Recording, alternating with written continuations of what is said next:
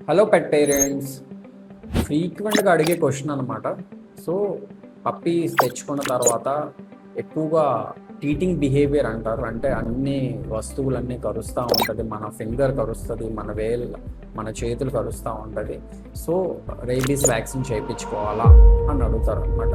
So ఏంటంటే కొత్తగా తెచ్చిన పప్పీ మిమ్మల్ని ఎన్నిసార్లు రక్కినా సరే 3 months లోపు పప్పీకి అయితే వ్యాక్సిన్ చేయడం కుదరదండి. మినిమం ఏజ్ పప్పీకి వ్యాక్సిన్ చేయాల్సిన యాంటీ రేబీస్ ఏజ్ వచ్చేసరికి మినిమం 3.5 months. ఈ లోపు మీ పెట్ హెల్తీగా ఉండి మిమ్మల్ని రక్కినా కరిచినా మీరు భయపడాల్సిన పని లేదు.